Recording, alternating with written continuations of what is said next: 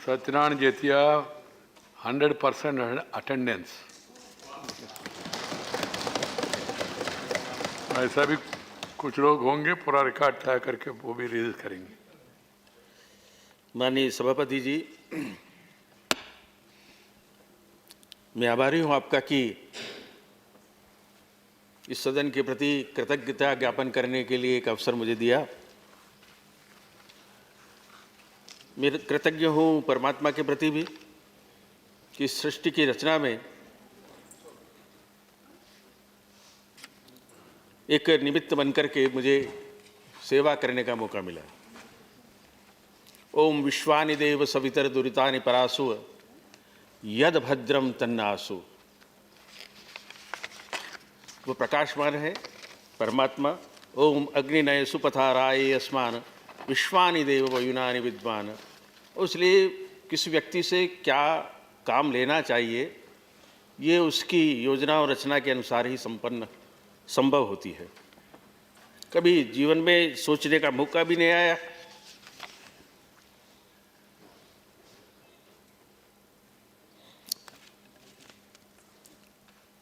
उन्नीस 1946 में मेरा जन्म हुआ।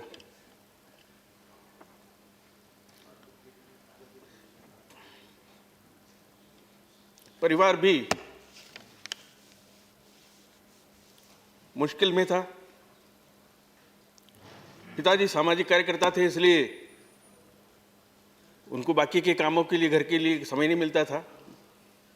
मेरी माँ ने मेरी परवरिश की, परंतु पिताजी का अनुशासन मेरे ऊपर आखिरी तक रहा और उनकी दिशा मार्गदर्शन से ही मुझे आगे के शिक्षण की भी सुविधा मिली। सन 56 में मैं मल्लाश्रम में जो मिलिट्री ट्रेनिंग स्कूल है, वहाँ मेरा चयन हो गया और मैं शिक्षण करने का उपाय मिला। उसके बाद मैं एथलीट हो गया, अच्छा खिलाड़ी हो गया। 3000 5000 मीटर की दौड़ में वो सीआरपी के साथ दौड़ता था। मुझे नहीं पता था कि दौड़ते दौड़ते मैं संसद में आ जाऊंगा। और इसलिए ये दौड़ तो जिंदगी की है, जारी है। तो फिर 64 से बाकी के संघ के दायित्व के साथ ही काम शुरू हुआ। 66 में भारतीय मजदूर संघ, 72 में भारतीय जनसंघ का संगठन मंत्री करके दायित्व मिला, स्वदेश में काम किया। 75 में आपातकाल में लॉ की डिग्री लेने का काम हो गया हमें पढ़ते पढ़ाते। फिर बाहर निकलने से पीएचडी कर लिया और फिर सांघिक संगठन काम में लगते हुए और 77 में विधायक और 80 में संसद सदस्य, और ये सिलसिला जारी रहा। पता नहीं अभी तक मैं और आते जाते रहता हूँ, मुझे मालूम नहीं होता कि लोग मुझे संसद सदस्य कहते हैं। इसी बीच में मुझे माननीय अटल बिहारी वाजपेयी जी की कैबिनेट में कैबिनेट मिनिस्टर बनाने का काम हो गया। तभी मुझे एहसास नहीं हुआ कि मिनिस्टर, कैबिनेट मिनिस्टर क्या होता है, क्योंकि मेरे पास कोई सिक्योरिटी और इस प्रकार का कोई प्रपंच कहीं रहता नहीं था। जहाँ मौका मिलता था, तो जीवन में कभी ये एहसास नहीं आया। जिंदगी का मकसद तो बहुत साफ है। तमा करदन तमामी उम्र मशरफ़े बाबोगिल। तमा करदन तमामी उम्र, सारी ज़िंदगी को कुछ निर्माण करने के लिए ही हमने लगा दिया है। मशरफ़े बाबोगिल, किस तरह से रचना हो, क्योंकि मैंने अपने संसदीय जीवन में 30 बांध बनाने का काम किया संसद निधि से। जय जवान जय किसान, इसको नारे को सार्थक करने की दृष्टि से भी जहाँ जहाँ भी जाता सर्वे करता सांसद निधि से। उस वक्त मिलता ही नहीं था, शुरुआत तो 5 लाख से हुई थी, पर इस तरह से सारा चलता रहा।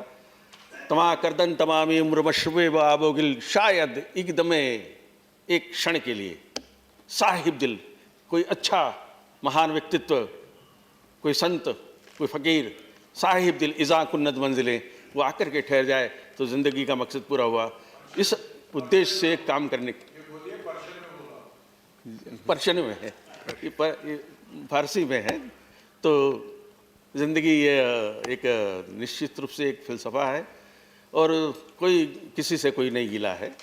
जो मिला है सो मिला है, और जो नहीं मिला है उसकी कभी चिंता नहीं है, क्योंकि हम सब जानते हैं कि हर बातें पूरी नहीं होती। और यूँ भी हज़ारों ख्वाहिशें ऐसी की हर ख्वाहिश पे दम निकले, बहुत निकले मेरे अरमान। ख्वाहिश बस इतनी की मेरे देश के लिए दम निकले। इतना ही अरमान लेकर के काम करने का एक है। और मैं पूरे सदन के प्रति बहुत आभारी हूँ। मुझे तो आपने वहाँ बिठा दिया था उपसभापति जी के उस पैनल में, और कहा जाता था कि थोड़ा समय को पाबंद करूं।